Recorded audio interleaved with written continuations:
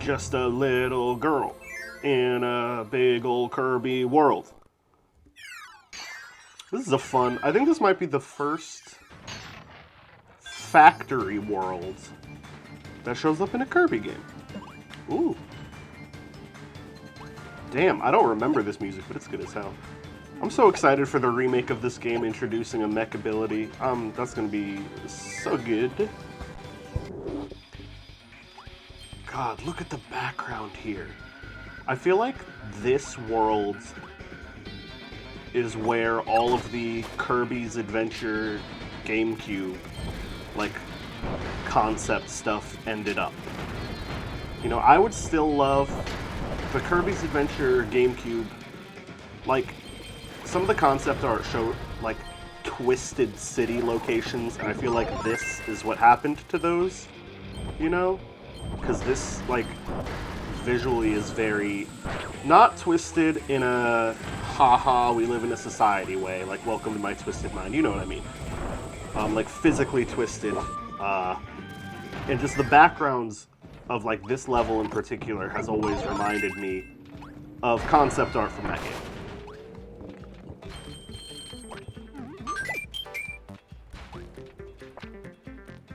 It's wild that this enemy doesn't appear in Triple Deluxe, because it's a bow and arrow enemy. I made the horrible mistake of drinking soda 2 hours ago, so I'm, like, burpy, and it's like, it's not been long, it's been so long. I didn't drink enough sody pop to be this burpy. But there are aspects of Kirby GCN that I would still love to see someday.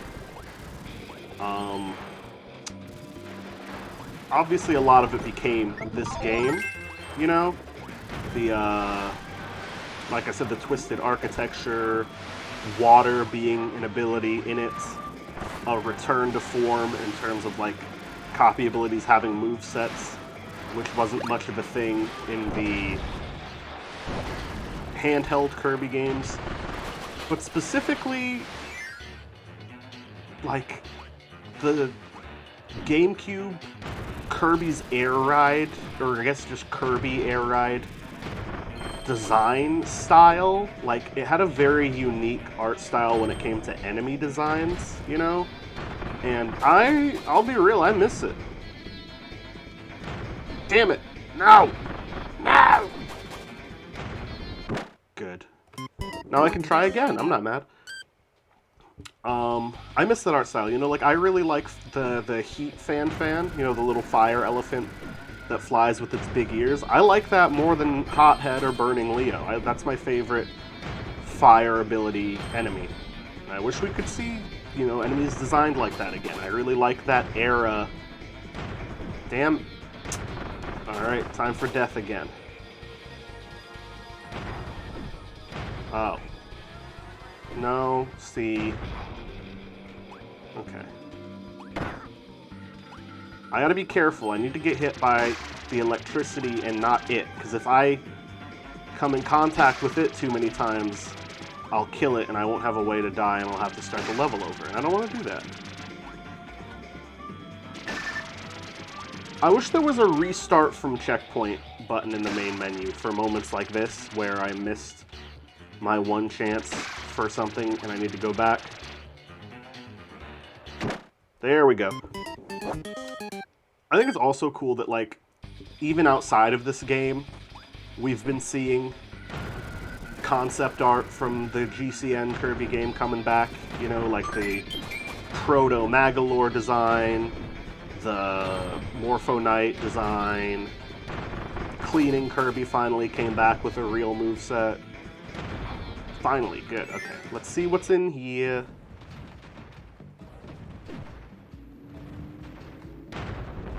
Good.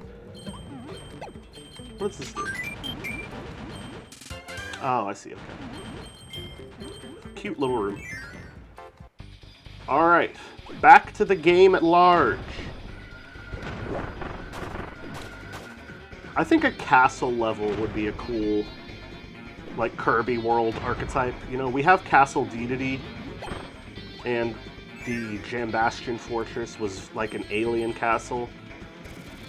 But I feel like Kirby GCN had sort of a...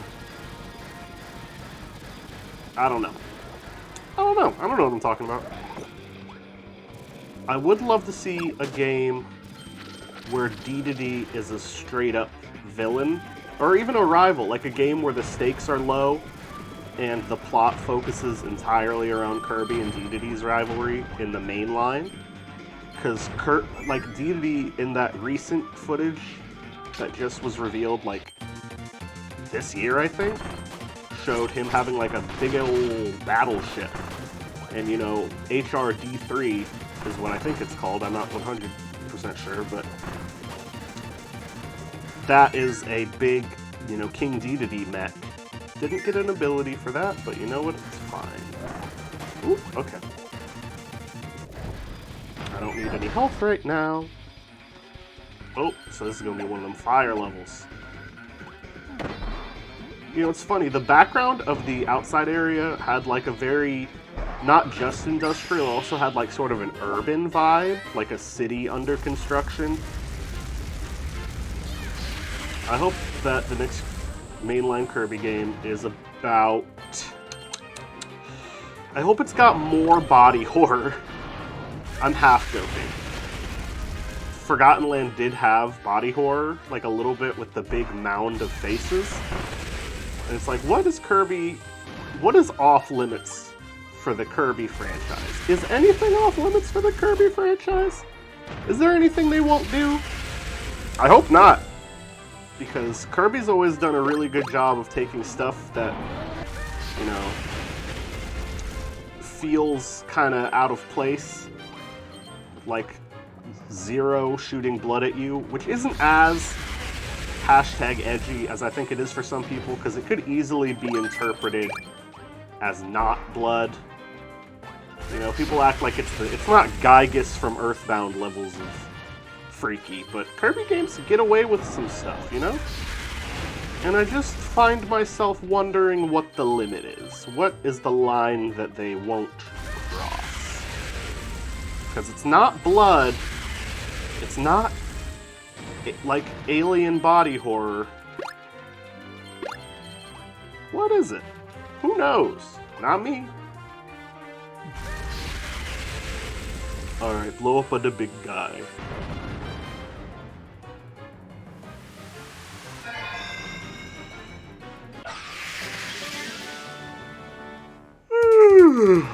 Oh shit. What a way to start. I don't like that. Woo! Caught me slacking.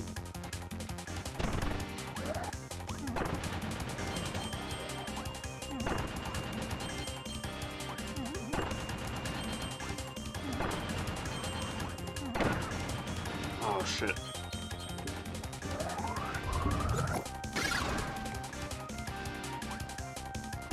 I will do anything I can to avoid having to use the super inhale, because truly it's Ah! Again, once more, using a mouse and keyboard proves to be not exactly optimal. Whoa! Alright. Is that it? That's almost it. Good little thing.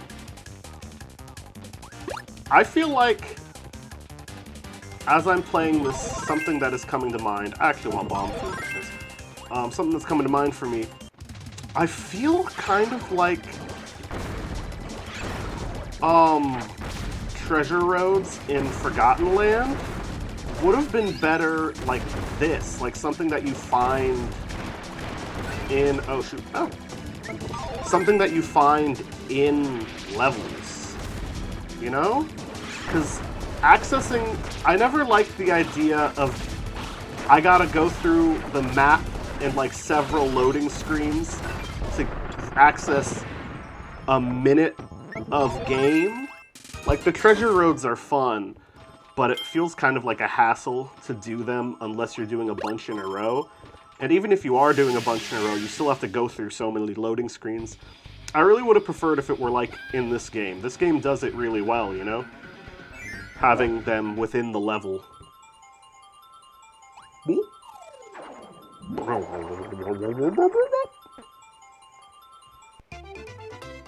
I own 3 skirts. And they're all cute. One of them is longer, and it's sort of like a pencil skirt with like a floral pattern on it. One of them is like a shorter, more frilly burgundy. And one is like mid-length. It's like the same length as the pencil skirt, but it's not a pencil skirt. And I haven't been able to wear them nearly at all this whole, like, in months. I've barely... And there I go, pressing the wrong button. I haven't been able to wear them nearly at all because I was working at... No, I feel like I haven't used electric that much in this game. I should probably use it at least a little bit. I was working at this bakery where one of the... It was nice working at the bakery in, like, sort of an idyllic way. I got, like, I met, like, a few cool trans people, even. Although one of them I have been ghosted by, which is fine. We had, like, 2 conversations total through text, so I guess ghosted isn't really the word. But, you know, even when you meet new people, it doesn't always have to go somewhere. Sometimes it's nice to just meet them. But, it was, like, a pretty cool job in a lot of ways. A lot of the people I worked with were cool. Working at a bakery was just very aesthetically satisfying, you know? But one of the bakers, and I did it again, was, like, outwardly conservative and transphobic. The management was kind of a mess. The owner, like, I did not get paid enough to deal with how intense a retail job it could be. So I no longer work there. But while I was working there, I couldn't wear my skirts. It was not a skirt-friendly or a trans-friendly workplace, you know? Like, I had a trans coworker, and he got, not dead named, but not correctly gendered pretty often, which sucked. And neither of us worked there anymore. You know, employee retention was not great. Especially when the owner took away tip jars and said, I pay you well enough. And it's like, I'm getting paid $12 an hour in a yuppie town where we are constantly serving upper middle class white people overpriced stuff, and they complain about how overpriced it is all the time. And we are doing health code violations. And you think I'm getting paid enough? Interesting. $12, it's sad that that's not even that bad, but in Virginia and, like, middle upper, not quite Nova, but getting there, $12 is not enough. That's not a living, you know? So to say I pay you well enough in a stressful work environment with a frankly toxic company culture where you don't even get you get a 15-minute break, which also I think is an OSHA violation to not get a full 30-minute. But no one complains about it. Everyone does what they need to do. Shut up. Oh, I needed Rock Kirby. Ugh. Man, and if I don't replay it now, I'm not going to remember that I needed Rock Kirby when I replay it. That's unfortunate. But I'm pretty sure Rock Kirby was in a the rock enemy was in a previous room, so I don't think I could have just gone back and gotten it. This music slaps.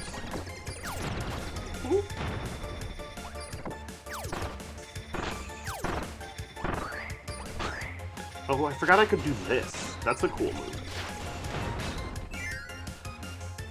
Working at a bakery is so nice in theory, you know?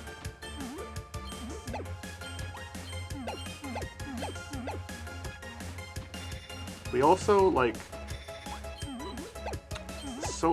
we used like locally sourced ingredients and stuff, but they were still frozen, and it was like $24 for a slightly, it felt like smaller than a pie you would get at a grocery store. It still used frozen ingredients and frozen pie crusts, even if they were higher end. It just didn't feel right to charge people the amount we charged them for some of the stuff. Okay, now I get the spark again. Alright, let's go, baby. I mean, but now I'm in business school, which is the same level of intense, and it's not even aesthetically fulfilling, and I should have been holding it. Well, that's, I'm really not giving it my all right now, it would seem. But yeah, business school is not fun. I'm excited to hopefully have a job where I make enough money that I don't have to be worried about feeding myself, but I don't like it. That stayed closed for longer than I thought it would.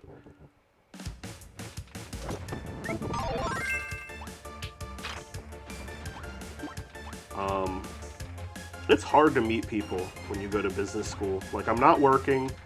Everyone I work with is cishet. I mean, not everyone I have classes with is cishet, even if they are nice overall.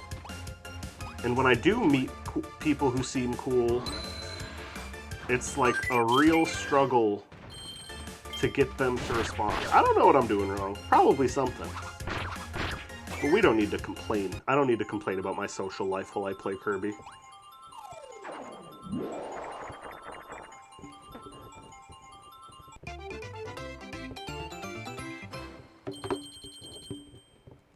I helped my dad put the new washer dryer in today. That's how exciting my day has been. And then I did statistics homework.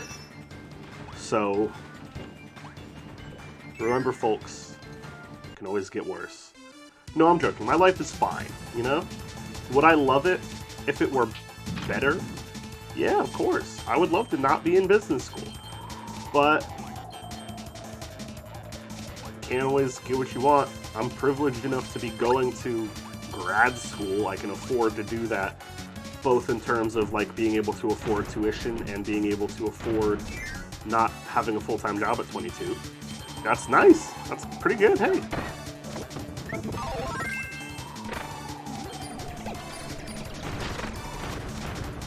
So I'm just gonna...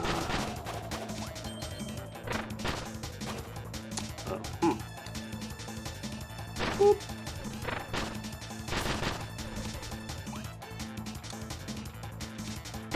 Yeah, I'm gonna just try that again. I would like to minimize having to play these levels a second time. Not that it's not fun, but it is less fun the second time.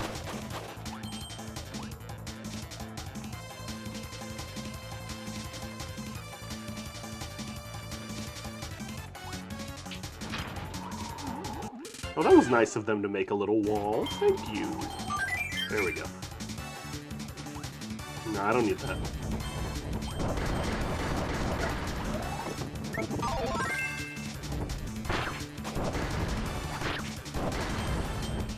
I wish those hammers looked more like they did in Kirby 64. That would have been a nice callback. 2 of them.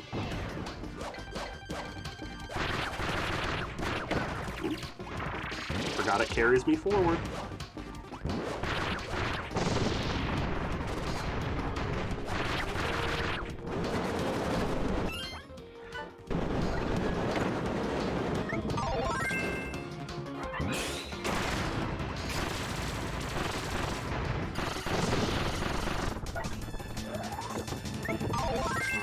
I ignored the stone ability last time, and I'm not going to make that mistake twice. Although I guess in this situation, beam would have also worked, because I could throw a little lightning bolt. Let's see here. I like abilities that passively change Kirby's movement. You know what I mean? Jet and Beetle and Wing all make you like hover in different ways. Ice and water make you move in different ways. I think there should be more of those. Do I know what I think they should be? No. No, I don't. I mean, like...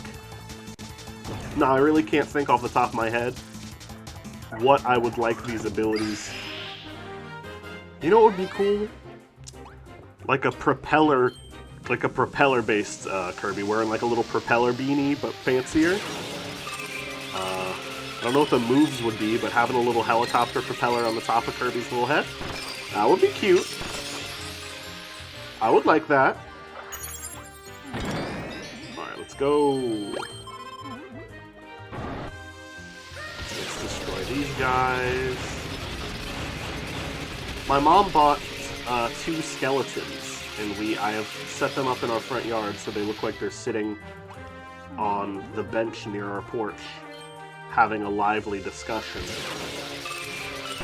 So that's, Halloween is going good. Me and my friend Wilbur, who I play D&D with, are going to record us, like a little commentary of us watching Phantom of the Paradise, one of my favorite movies that I introduced him to. Really extremely good camp, black comedy horror musical. Better than Rocky Horror, in my opinion, and his opinion. And both of us are trans, so you can't. So don't come at me.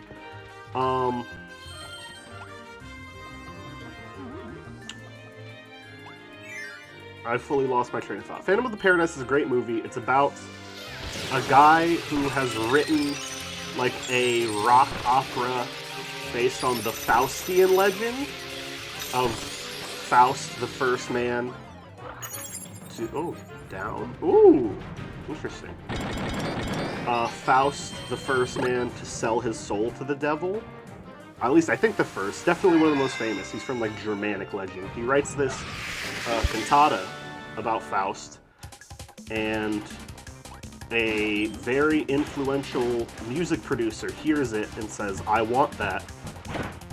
But this guy won't sell the composition. He's like, no, I wrote this, it's for me to play. I would love for this great music producer to produce it, but I am the singer of it. It's my baby. Wow, I'm getting hit talking about how much I like this movie. But this guy talks him into giving the producer like a copy of it to look over, and then he'll get back to him. Except he doesn't. He just takes the copy and starts immediately auditioning people to sing it. And this guy sneaks into the producer's like place and tries to talk to him. And he gets thrown out and has drugs planted on him. And he gets thrown out, he has drugs planted on him, and he gets sent to Sing Sing, which is a notorious, like, high security, not a good place prison. All prisons are bad places, but that's an especially bad one. Ooh, this is an interesting... I'll give the Spiridoomers this. Some people complain about having to fight the same boss again over and over, but I really don't mind it. The difference... oh shit. Ah. Nope. No. Shoot.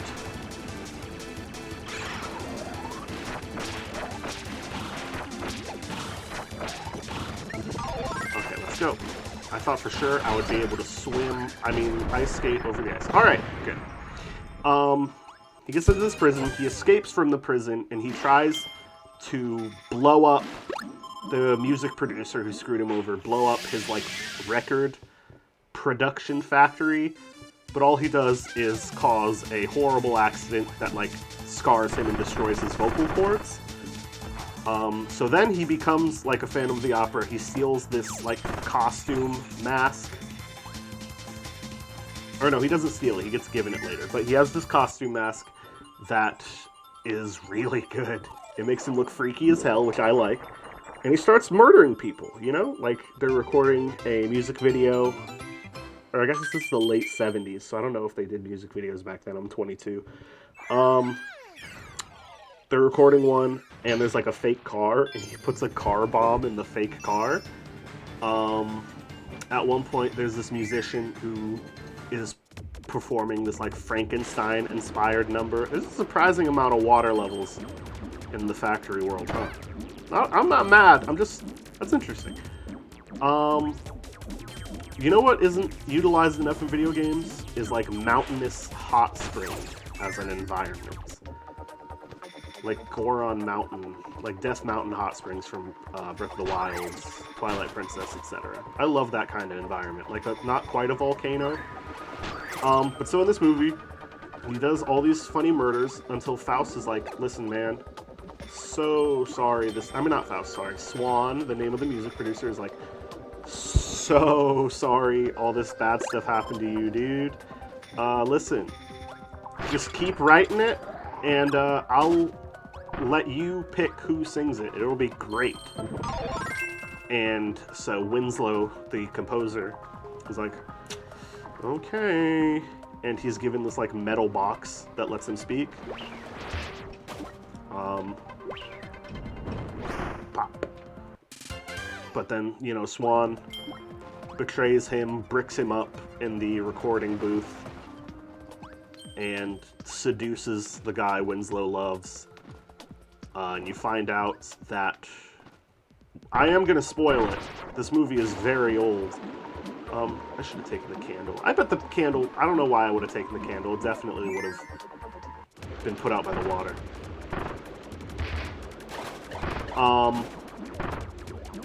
So Swan seduces the lady that Winslow loves because she was nice to him once. And Winslow tries to murder him, and it turns out that Swan, similar to the Faustian legend, made a deal with the devil so that he could remain young and beautiful forever. But now there's like a recording of it where he does age. It's like a picture of Dorian Gray kind of thing. Which, if you didn't know, everybody needs Faust plus Phantom plus Dorian Gray in their life. It's a fucking wild combination. It's similar to Rocky Horror. It's a strange, flamboyant, horny musical. But the music isn't like show tunesy. It's all written by Paul Williams, who, if you don't know, he is a great composer. He wrote like popular songs by...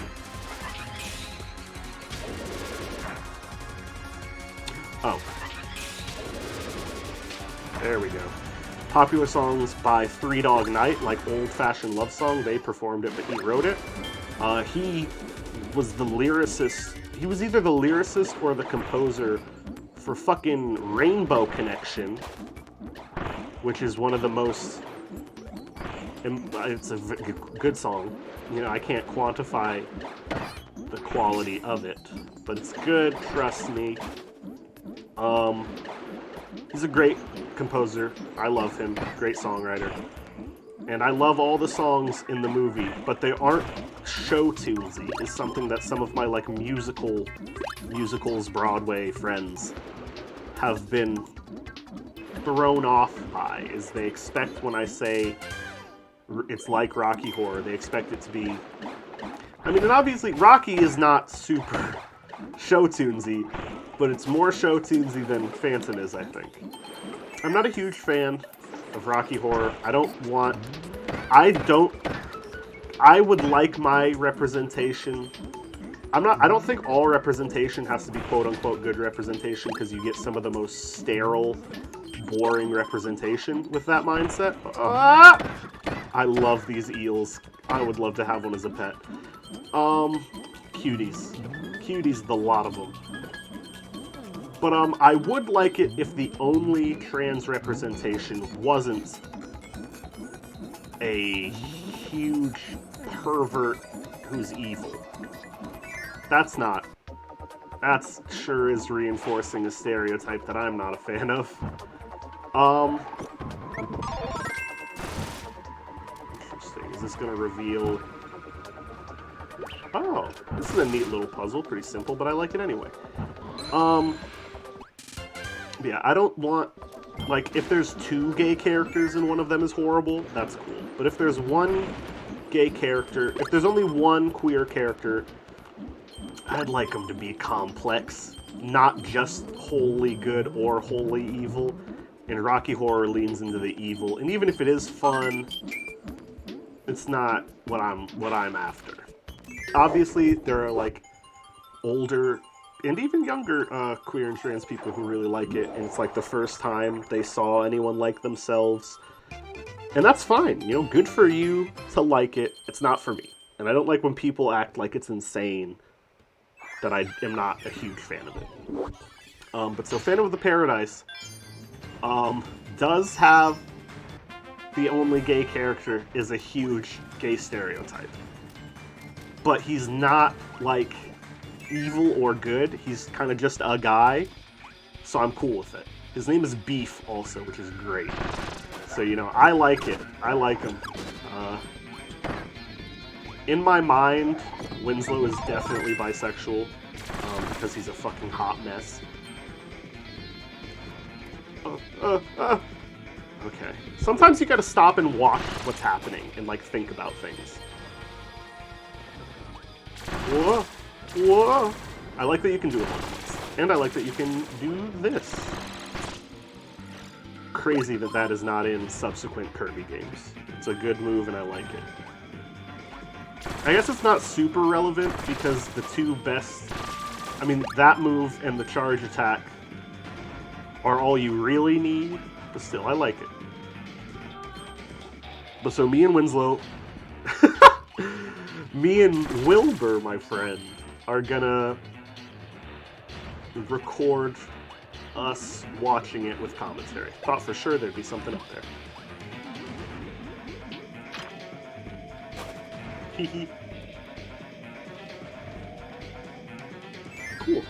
Oh shoot, it's this. Okay, I thought a boss was gonna show up. Oh, this is neat. I like this. I'm always a fan of these kind of little bits. I feel like, is your platformer really, is it even a factory level if there isn't a bit like this? Because I don't think it is. I really don't. Alright. There we go. What if Kirby did that every time he jumps? Like, they jump, and it's like,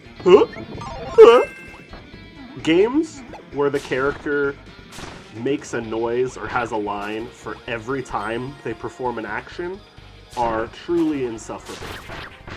No, hey! There we go.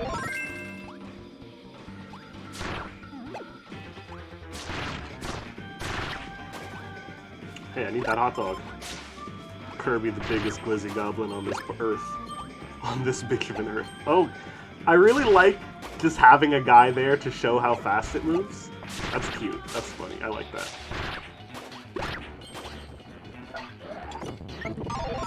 If you're not changing abilities every 2.5 seconds, are you playing a Kirby game? Okay, how is this gonna... Ooh. Okay. Oh, this is easy. Okay. Okay, I was worried that was gonna move faster than it did, but it didn't, and we're good. I am really excited. One of my campaigns is almost ending. God, it sent me so far back so quickly. Side note, I really like in platformers when there isn't a bottomless pit. It just makes you, like, either fall down really far, or takes you back like that just did, where there was like a conveyor belt, or like maybe there's like fast moving water that carries you backwards. I usually like that over dying. In games where lives aren't just, I gotta scratch my leg. In games where lives, oh fuck! I want that.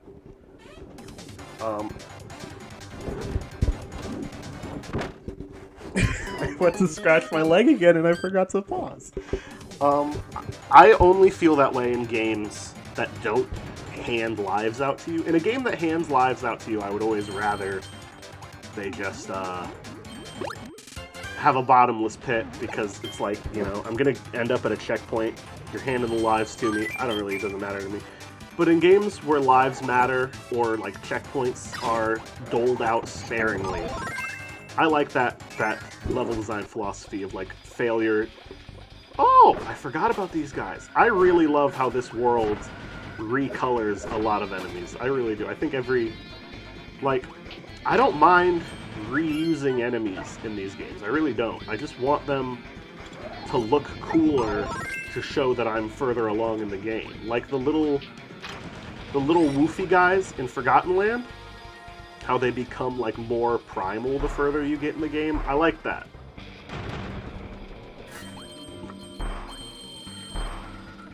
Yeah, my cowboy campaign is ending, and I'm half excited, half sad. It was a weird, I don't know if I've talked about it that much. It was a weird Ship of Theseus campaign where various party members left over the course of it going, and eventually none of the original party members were still in it. So fun. This is fun. So in a way, it kind of feels like ending it now is unearned. Like, I wasn't able to... Oh, fuck! Ah! I wasn't able to, you know, finish up like character arcs I set up at the very beginning. Side characters from the beginning never got to come back because none of the people who were there to meet them are still around. So it's a little unsatisfying, but also, I just, like, I'm gonna end it now, you know? I just don't want to... Oh my god, again? Okay. I would like to do a cowboy campaign again in the future. Because it's fun, you know? There was, like... The campaign opened with everyone in a bar, and this man stumbles in, having been shot by, like, this necrotic enchanted arrow. And so, like, immediately, none of the party members know each other, but they're all scrambling to help the same guy. Which, I'm still pretty proud of that, like, opening scene for the campaign. I thought it was pretty good. Boom. There's been a lot of fun stuff, you know, like a blacksmith who had a secret forge at the bottom of the well that, he was making a weapon to avenge the death of his sister, and a werewolf in town being framed by a changeling who keeps turning into a werewolf and killing people, and like a hunting ground near the town being patrolled by weird animals that don't normally show up in this region of the woods. I'm not super happy with any of those copyability choices, honestly, but we make do. Country girls make do. This is a cool boss design. And the fact that it reappeared in the Haltman Works company headquarters in, wow, I am not doing a lot of damage. I would love to have hammer right about now.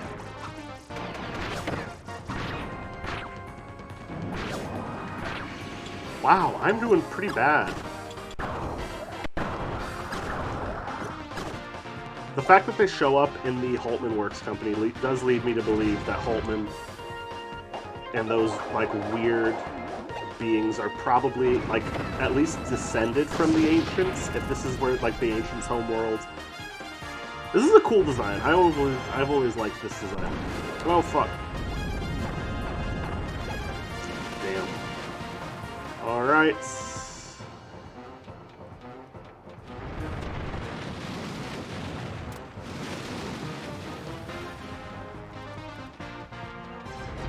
Ah!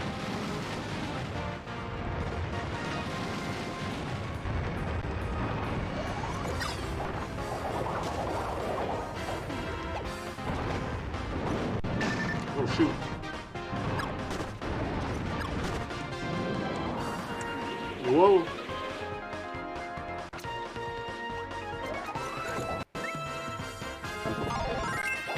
Oh no, I didn't want this!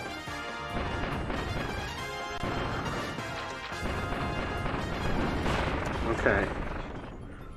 Phase 2. 2 boss fake-outs in a row is pretty cool. Oh, wait! There's not a Phase 2? I forgot! Phase 2 only happens in the extra mode after you beat the main game. Cool! Because I don't think I could have won otherwise.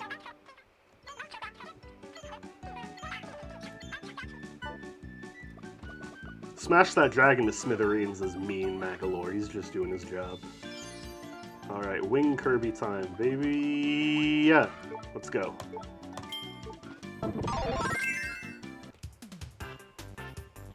Let's see, some other stuff from my cowboy campaign. They had to go into a, like, train graveyard. Like this junkyard of old rail yard construction equipment and old train cars and models. Because this woman had...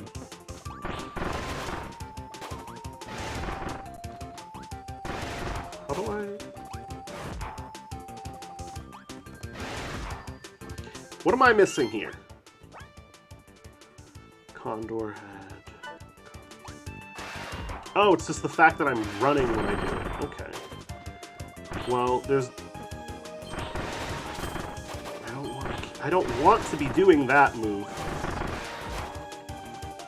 Okay, so this is not... I'm not doing great, but it usually takes me a couple tries to get gold, so I'm not going to die because I just want to get, like, acquainted with this course. Oh!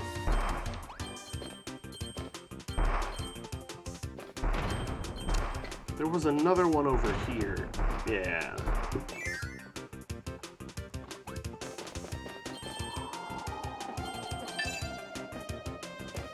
Oh shit, okay, so it goes up, down, up, down. So it just alternates. Okay. Good to know for later. Get this one I missed. The train graveyard was pretty cool. There was like a puzzle where they had to activate the...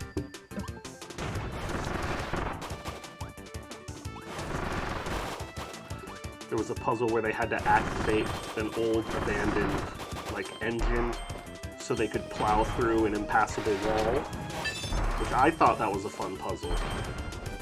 I like to design my puzzles like in adventure games, like they were in a mine and there was this rusted rusted hatch that prevented them from getting deeper into the mine, and in a nearby section of the mine was an abandoned minecart, and in a different nearby section of the mine was this pool of water that had like passed through this like sulfuric rock and become sulfuric acid, and they had to get the acid into the minecart so they could pour it onto the hatch and remove the rust. So I really do like to have all the elements of the puzzle like in the room. It's just a matter of like figuring out what to use on what. So the train graveyard was fun because there were lots of mechanical bits and bobs to mess with. Right, so it's up, down, up, down, up. Good.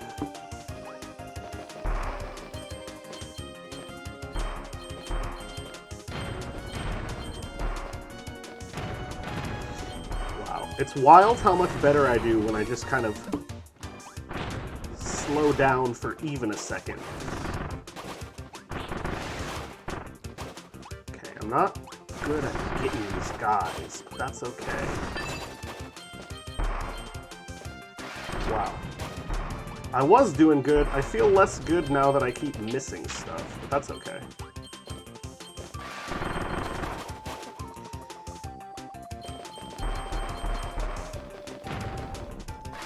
And let's see how we did, folks. Yeah, gold on the second try. Ooh, baby. I feel good about that. I'll take that one up and do nothing with it because I'm immediately going to quit from the game. This is a fun world. I really like the end game of this game. I like when Kirby games get hard at the end, and I think this game probably has my favorite end game of any Kirby game, you know?